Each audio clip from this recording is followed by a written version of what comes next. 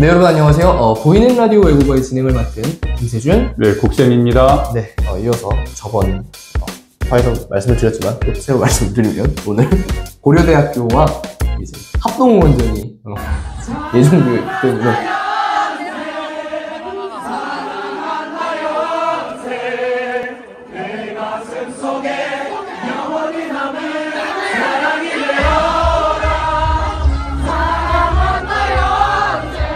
또 저희 과 선배님께서 만드신 하키티를 입고 야, 난 오늘 뭐 아이스하키 선수 아이스하키 선수 네, 즐거운 마음으로 촬영에 임하고 있습니다. 오늘은 좀 가벼운 주제를 좀 다뤄보려고 하는데요. 오늘 다뤄볼 주제는 이제 기출 문제에 대한 태도에 대해서 좀 이야기를 해보려고 합니다. 수능이 시작된 지가 어느덧 오래됐죠?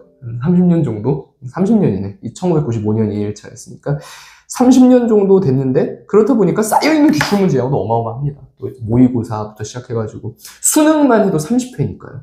물론 뭐 1995년 문제를 풀진 않지만 그렇기 때문에 이제 어떻게 보면 그게 다 무료 저작물들이잖아요. 그렇기 때문에 저희는 이제 엄청 많은 정보의 홍수 속에서 살고 있습니다. 이런 상황 속에서 학생들이 지나치게 기출문제를 경시하는 경향이 있어요. 경시한다는 게 대충 푼다는 얘기거든요.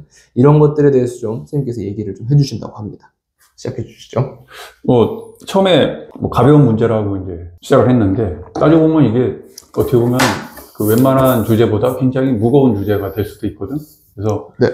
가벼울성이 있지만, 겉으로 가벼워 보이지만, 안으로 파고 들어가면 상당히 무거운 그런 주제가 아닐까. 그래서 이제 시험을 보통 이제 앞두고 있어. 그러면 3월 달에도 이제 모의고사를 보는데 그 시험을 우리가 앞두고 있을 때 제일 많이 하는 게 뭐냐면 기출을 풀어보는 거잖아. 그냥 기출을 안 풀어보고 시험을 본다? 이거는 진짜 뭐 말이 필요 없어.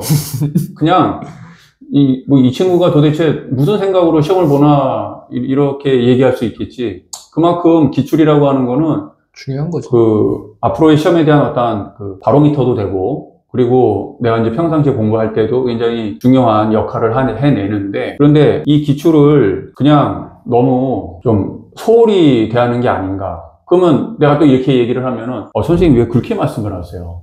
저는 너무 열심히 풀고 있단 말이에요, 기출. 저 기출을 아주 제 생명보다 더 소중하게 생각하고 매일매일 기출 문제 풀고 있는 선생님이 그런 말씀 하지 마세요. 근데 그래봤자 그 기출을 잘못 다루면은 괜히 안 하니만 못한 또 그런 상태가 된다라는 거거든. 그래서 오늘은 대부분 가볍지만 좀 무거운 주제를 가지고 좀 얘기를 좀 시작할까 해. 그런데 자, 우리 대학생이 된 우리 세준이 같은 경우는 그동안 기출을 어떻게 풀었지? 저 같은 경우는 기출을 처음 봤던 게 한 고등학교 1학년 정도 때부터 고3 기출을 봤던 것 같고 저는 기출을 처음 풀 때는 시험 보는 것처럼 풀었어요. 맨 처음 볼 때는. 그러니까 마더텅 빨간 책을 사가지고 이제 물론 그전에도 모의고사를 많이 풀어봤지만 고3 들어와서 저는 항상 어떻게 했냐면 시간을 재고 70분을 재고 풀어요. 45문항 전부를. 그리고 나서는 채점을 하고 분석을 하는 거죠.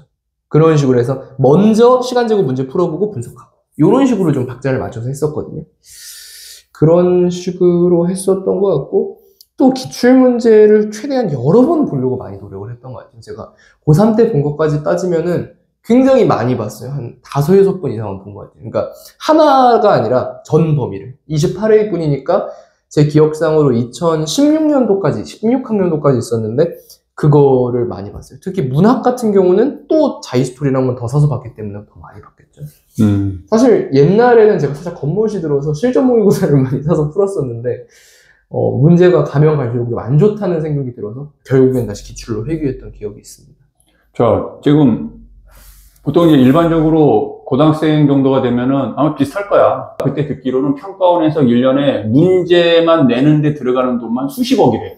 그러니까 한 문제 한 문제가 쉽게 말하면 100만 원짜리 문제인 거예요. 최소한 그러니까 뭐 예를 들면 선지 하나가 그냥 100만 원이 될 수도 있고 선지 하나가 보기 하나가 예를 들면 1000만 원이 될 수도 있고 이런 문제들이라는 거지. 그러면 그런 거를 내가 대할 때 그냥 단순히 책 한 권에 뭐 1, 2만 원 비싸봤자 한 3만 원 내외니까 그러면은 이거를 1, 2만 원짜리로 전락을 시킨다는 거야. 그러면은 따지고 보면 그거를 만약에 1000만 원짜리 문제다라고 했을 때 내가 그거를 1000만 원짜리의 그 가치를 가지고 있는 문제라고 생각하고 그거를 내가 끌어낸다면 나는 적어도 한 1000만 원 정도의 가치를 완벽하게 내가 습득을 한다면은 내가 1000만 원의 가치를 나한테 가지고 온 거거든. 내가 그걸 가르칠 때 학생들한테도 굉장히 강조를 하거든. 근데 그거를 묵과하고, 그리고 나서 이제 내가 제일 안타까운 건 뭐냐면, 보통 이제 겨울방학이 딱 시작되잖아? 그러면 대부분의 학생들이, 아, 기출 좀 풀어봐야지. 그래서 아까 얘기한 뭐 땡땡, 뭐 땡땡, 뭐 그런 책들을 이제, 네. 뭐, 그치? 그거 말고. 매가 있어요. 매 3땡, 뭐 그런 거 있잖아. 뭐 이런 것들을 이제 사가지고, 뭐 이렇게 지금 하고 있지. 근데, 그래서 방학을 딱 지나고 나서 다 풀었어. 그래서, 이제 시험 한번 봐야지. 시험 한번 봤는데, 웬걸, 우수수수수수수 그냥 낙엽 떨어지듯이 그냥 쫙쫙쫙쫙쫙 나가지. 근데 그 결과가 왜 이렇게 나오느냐. 푼 게 아니야. 답 맞춘 거야. 그냥 나는 이게 답을 체크하고 답이 맞았나 틀렸나 그리고선 딱 뒤에 해설 한번 읽어보고 아이씨 틀렸네. 근데 우연찮게도 맞은 경우가 있어. 그러면 나는 그걸 참 잘하는 것 같아. 오늘 이상의 컨디션이 좋아. 그게 이제 반복되니까 계속 국어가 들쑥날쑥하고 들쑥날쑥하고 그런 식으로 백날 공부하면 결국 얻을 수 있는 거는 내가 보기에는 없다. 그래서 내가 외국어 저 책을 쓸 때도 왜 저 책을 쓴 거냐면은 하나를 분석하더라도 깊숙하게 한번 제대로 분석을 해보자는 거거든. 그러면 그렇게 됐을 경우에 그게 구조화가 되고 다른 시험이라든지 이런 거에 그게 딱 확장이 돼가지고 확장성을 키울 수 있다라는 그런 의미지. 이거를 내가 예를 들면은 뭐 5개년 기출을 다 풀었어. 보통 고3 돼가지고 3개년, 5개년 안 푸는 애들이 어딨어. 다 풀어본다고. 근데 풀어봐도 어떤 학생은 1등급을 맞고 어떤 학생은 4, 5등급을 계속 전전한다고? 그럼 그게 결국은 어떤 이유냐? 나는 100% 확신하는데 답 맞추는데 급급해서. 사실 다 기출문제로 공부하잖아요. 그러니까 참 그 미스테리한 게 무슨 뭐 공부 잘하는 애들이라 그런다고 해서 특별한 마법의 책 같은 걸 공부를 하는 게 아니라 아니지. 다 똑같은 기출문제를 가지고 공부를 하는데 누구는 뭐 좋은 학교를 가고 그렇지. 누구는 뭐 좋은 학교를 못 가요. 특히 그게 국어에서는 매우 두드러지는 것 같아요. 수학은 솔직히 말해서 뭐 어려운 문제가 끝도 없이 나오니까 시중에 모르겠는데 국어만큼은 현재까지 기출문제를 능가할 정도의 퀄리티를 내는 문제집을 본 적은 없거든요. 앞으로도 없을 거라고 보고. 왜냐면 애초에 이게 전문성이라든지 아까 말씀하신 것처럼 애초에 뭐 전문성도 떨어질 거고 사설기관에서는 그 다음에 투입되는 비용 자체가 마진을 남겨야 되기 때문에 거기에서는 높을 수가 없어요. 그래서 기출문제가 최선인데 모두가 똑같은 문제를 공부를 해요. 하지만 그 방법만 다른데 그 차이가 이만큼 벌어진다는 거죠. 그래서 되게 좋은 얘기인 것 같고 한 가지 좀 하고 싶은 얘기가 있다면 제 친구 중에서 한 친구가 있는데 서울대 경제학과 입학을 한 우리 친구가 걔는 늘 기출문제로만 공부를 했어요.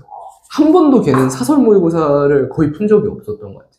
수능 일주일 전에 사설 모의고사를 풀기 시작하더라고요. 잠깐. 그 다음에 안 풀었던 것 같고 늘 EBS랑 기출문제만 가지고 공부를 했는데 끝내 이렇게 수능에서 몇 개 안 틀렸거든요. 한 손으로 셀 수 있을 정도밖에 안 틀렸는데 그런 거 보면 정말 대단하죠. 근데 그러니까 우리가 반드시 머릿속에 가져야 되는 마인드 자체가 기출문제를 대할 때 선생님 말씀하신 것처럼 휘휘 그냥 문제 푸는데 급급한 게 아니라 정말 그 친구는 문제를 하나하나 어떻게 풀었냐면 걔는 답이 있잖아요. 선지가. 걔는 진짜 좀 그런 게 선지에 해당하는 근거가 있을 거 아닙니까? 지문에. 그걸 다 받아 적었어요.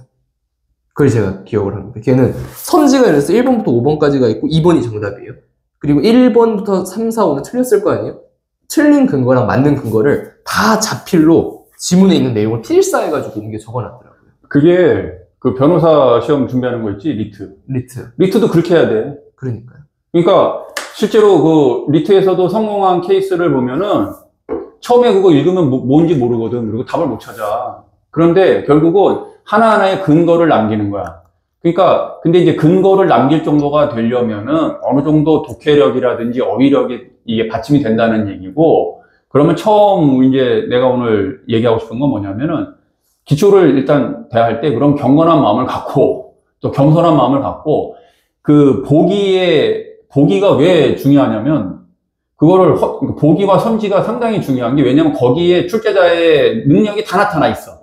그러니까 출제자의 모든 능력은 이 본문, 지문을 갖고 이렇게 해석한다. 그리고 이게 틀릴 수 있다. 이게 맞을 수 있다. 이렇게 적어 놓은 거에 그 글에 그 사람의 수십 년간 공부했던 자신의 경험, 자신의 지식, 모든 게 다 거기에 녹아 있다고.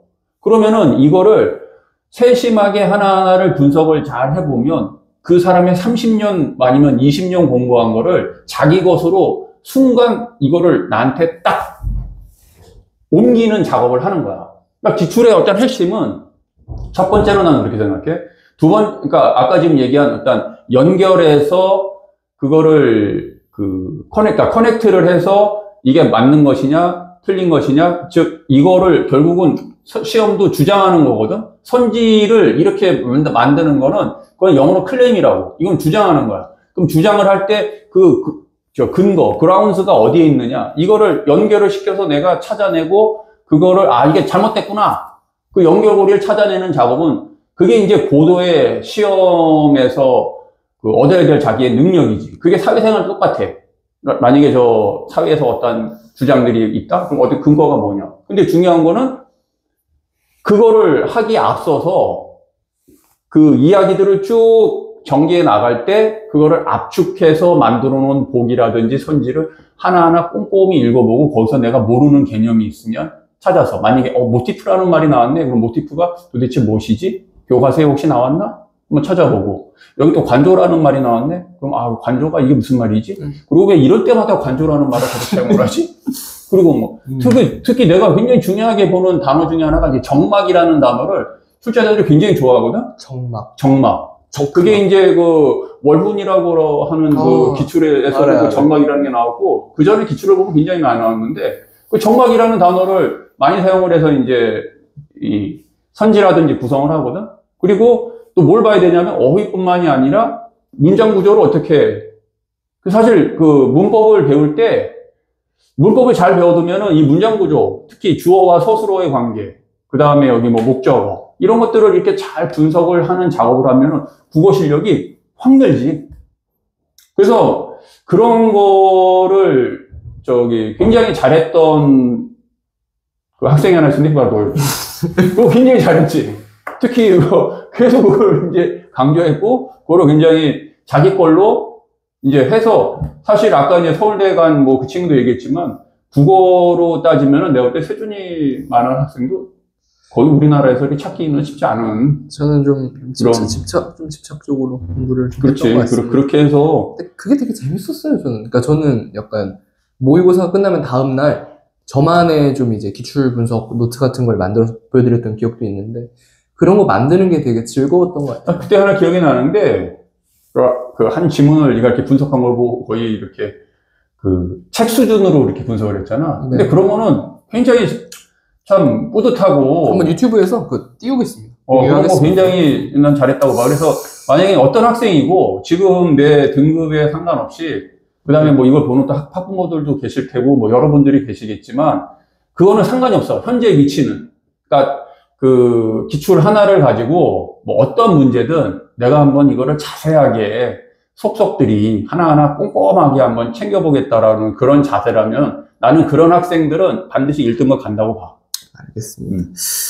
네, 이 정도 되면 충분히 얘기를 많이 한 것 같고, 어떻게 보면 너무 어려운 얘기처럼 들릴 수도 있을 것 같아요. 왜냐면 나는 한 번도 해본 적이 없는 방법이고, 저희가 직접적으로 티칭을 하는 건 아니니까. 하지만 그냥 이번 방송을 통해서 한 번이라도 다시 생각을 해봤으면 좋겠어요. 내가 과연, 사실 대부분 공부 방법들은 상식적이거든요. 비상식적으로 공부하는 건 없잖아요.